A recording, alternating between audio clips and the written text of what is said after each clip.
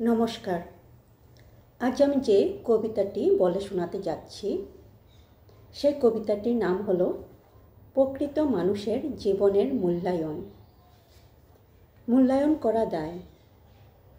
একটি প্রকৃত মানুষের জীবনের মূল্যায়ন যদি হয় কোনো কবিতার দ্বারা কিংবা ক্যানভাসে আঁকা একটি ছবির দ্বারা, যদি হয় হাসি কান্না আর একটুখানি অশ্রুজ্জ্বলের দ্বারা, জীবনের প্রকৃত ব্যাখ্যা থাকে যদি কবিতার প্রতিটি ছন্দে, প্রতিটি শব্দে একটি অদ্ভুত ভাবের ভাষা।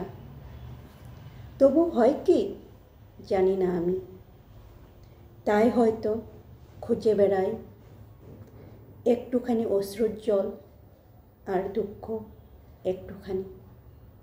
ধন্যবাদ।